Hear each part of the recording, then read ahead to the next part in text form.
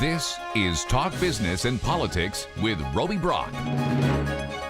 Welcome to today's Talk Business and Politics Daily. I'm Roby Brock. Glad to have you with us. I am joined now by Mike Lee. He is the Democratic nominee for Attorney General of the state of Arkansas. Good to meet you and good to have you with us. Well, thank you, Roby. I do appreciate it, and thank you for having me. Great. You've been making the rounds at a lot of Democratic Party events as well as a lot of festivals. We were talking a little bit before the cameras were rolling. You were in Hope for the Watermelon Festival. I'm going to put you on the spot. Okay. How good was that watermelon down there, and how did you do in the competition, more importantly? Let me tell you, Roby, that I did fairly well. I acquitted myself pretty well, probably the middle of the pack. Yeah. But as far as the quality of the watermelon, it was great. All right. And be careful, much you'll make better. Cave City well, mad. So. But we did a little tomato eating contest earlier in the summer in Warren, Arkansas, the Bradley County. Right. And I do like tomatoes, but the watermelon was a lot better for a hot day. Yeah. Well, if you made it up to Mount Nebo, chicken tastes better than both watermelon and tomatoes to me. That's true. So, but it's all good. All right. And we didn't even talk coon supper, but we'll do that Okay. later. So. That sounds good. All right, I want to know a little bit more about you because I don't know a whole lot about your biography. Where were you born? Where were you raised? Okay, good question. Yeah. I was born in Norfolk, Virginia. Okay. I was a Navy brat. My father was a Chief Petty Officer in the Navy. My mother was from Akron, Ohio. It took World War II to get them all together. Okay. And I went to grade school in California, grades 2 through 6. Southern California for 3 years and the Bay Area for 2 years. And then when I was 12 years old, my father retired from the Navy. We loaded up 4 kids, a collie dog, and a station wagon in San Francisco and drove to Hot Springs, Arkansas, where my father was born and raised. And there we home, were, huh? back home. All and right. From 7 through 12, I was in Hot Springs at Central Junior High and Hot Springs High School. All right. So you're a Trojan, is that right? I'm a Hot Springs Trojan. Okay, I got proud, that right. proud. And So was my wife. Where did you go to school? Where did you go to college? I spent 2 years at the U.S. Naval Academy. Mm-hmm. Then I spent 2 years at the University of Arkansas and got my engineering degree there. What drew you to the law? What drew you to law school? Well, I'll tell you what, I took a course while I was in Fayetteville from my industrial engineering professor who was the head of the department, John Imhoff, very famous IE professor. And he taught a course because he went 1 year to law school in legal problems in engineering. Basically, contracts was one chapter and torts was another chapter, and different chapters for courses. Yep. And I kind of liked it, but at the time I was needing to get out and make some money, so it was a few years before I did go to law school. All right. Yeah. Engineering pays better than lawyers, by the way, I might Yes. add. So I've got a little Right. bit of both in our family, and I know which one pays a little bit better there. Right. So you've got, you spent a big portion of your career working on consumer protection issues. Tell me a little bit about what you did for the federal government and consumer protection. Be glad to. In 2010, Suzanne and I moved to Bethesda, Maryland, and I was able to serve in the U.S. government at the Consumer Product Safety Commission, a very small independent agency in Bethesda. And during that time, I was in charge of toy safety, the United States of America. Basically, most toys, 80–90%, are imported from China. And there was a problem with them a few years ago with regard to lead paint and other things. So we would check them at the ports, make sure that all the testing and whatnot was done. And there were a few other products I was involved in, children's products, buckyballs, high-powered magnets. I was in the thick of that because we were having some very serious injuries with 2- and 3-year-olds and also with 10 to 14-year-olds swallowing these magnets, BB-size magnets, buckyballs. Yeah, and you got all that changed. We did. Yeah. What, so consumer protection is obviously a big part of the Attorney General's office. What would you do different in consumer protection than either what the current holder of the office is doing or what predecessors have done?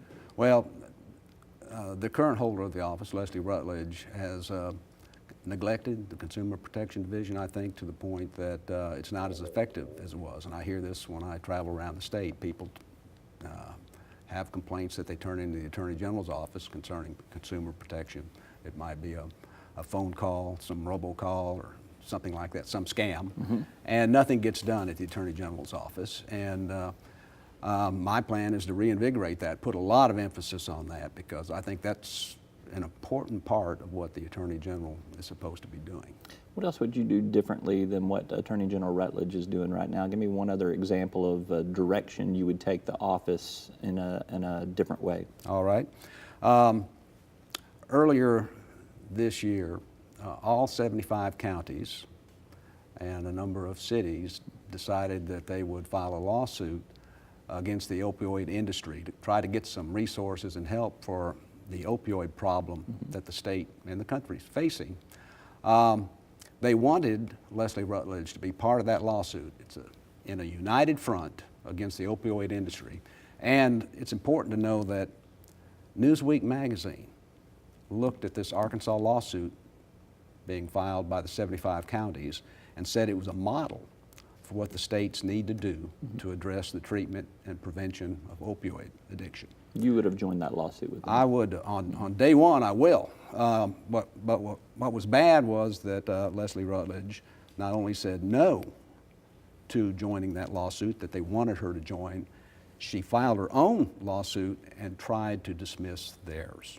She failed at that, but I would join that day one. Okay. Yeah. Death penalty has been resurrected in terms of carrying out those sentences Right. of executions Right. during the Hutchinson administration and obviously Rutledge's tenure as Attorney General. What's your position on the death penalty? The death penalty, basically, if I'm the Attorney General, I would enforce it.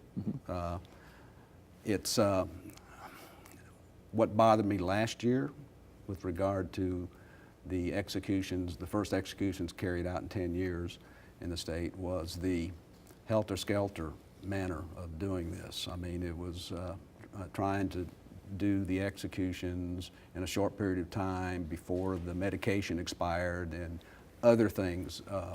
It seemed like we were falling all over ourselves in trying to execute people, and it was very unseemly to me. For those that support the death penalty, it had been 10 years for some Right. of these folks. Exactly. I mean, so And I'm not opposed to the death penalty if it's the law, and I would enforce the law. all right.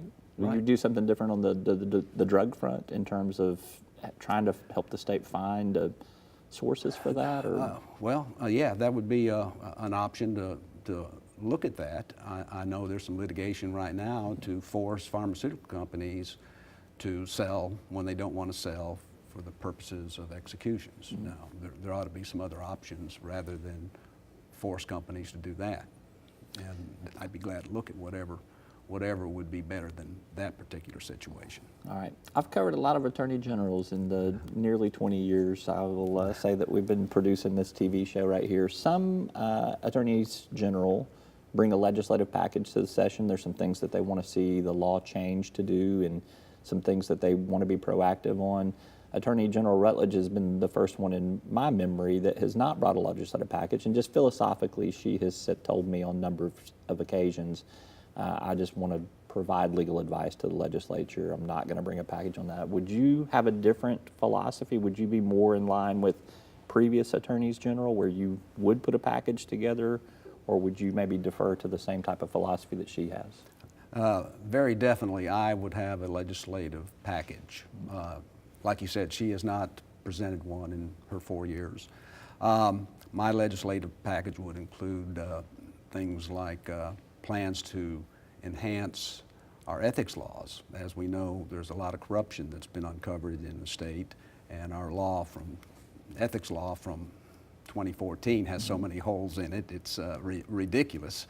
So there needs to be a lot of work on that, and my legislative package would include strengthening or changing the ethics law so that we could hold these office holders accountable and protect our democracy. I mean, They're being held accountable right now, I would argue, and that they've been prosecuted, and some of them have confessed to their crimes. And, exactly, and the are irony. serving sentences. So, And the so irony what have is- you done to strengthen that? I guess is what I'm asking. Okay, well, we plan on coming out with a plan that we'll be rolling out during this campaign, and the details will be closing those loopholes. All right. So I And don't think a it's sneak preview on this is what you're saying. okay, so. right. Okay. And it's ironic that one of the authors of the ethics bill that we have right now is one of the people charged. And I going think to he's prison. going to be in some of the term limits advocates messaging on that. I think that's a Right. pretty simple message to sell to voters.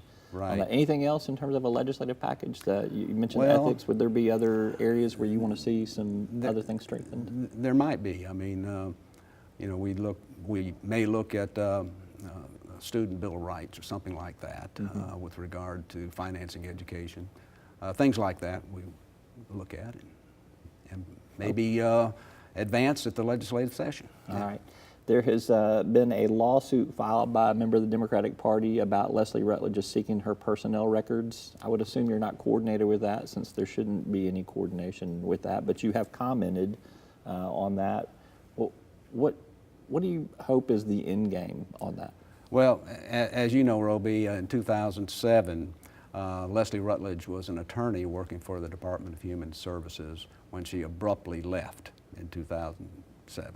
Now, we don't know a whole lot of what's in or what's not in the records, but we do know a little bit about what's in Those there. are protected under the Freedom of Information Act. Right? And what came out in 2014 before the election there was heavily redacted.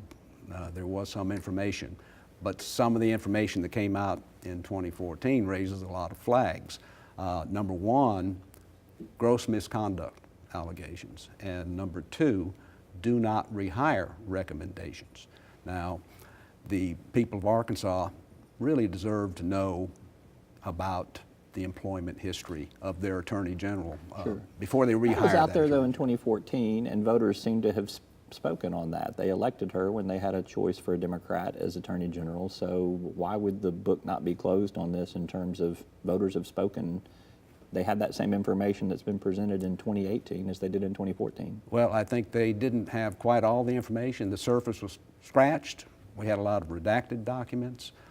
This is my run at it, and I think it's very important that the people, before they rehire somebody to be Attorney General, need to know why that person can't be rehired to be a lawyer at the DHS for some reason. My record, I'm glad to open it up. My federal record, 5 years with the government, I'll be glad to open that up, whatever it takes. Bring those with you next By time. golly, yeah. All right, when you get that legislative package put together, come back, we'll talk about it in some greater detail. I will do. All right, Mike Lee, good to meet you. Hey, Roby, thanks a lot. All right, Appreciate take it. care. Yeah. That's all for today's Talk Business and Politics. Thanks for tuning in. I'll see you next time. Each day, the promise of our nation begins again. Arkansas and America, moving forward. I help make that promise a reality. It's not for everyone, but people everywhere depend on us. Oh, I love you too, sweetie. Trucking delivers, or everything stops. And that's what drives me. I did. Arkansas Electric Cooperative Corporation provides electric energy across 2/3 of Arkansas. This is an exciting time in our energy history, with incredible progress being made in renewable energy and storage technologies. As our energy portfolio continues to diversify, we'll maintain an all-the-above strategy to provide reliable and affordable electricity. Ever since the first light bulbs were placed in our members' homes, the electric cooperatives have been the solutions provider for our members, and we want to continue that well into the future.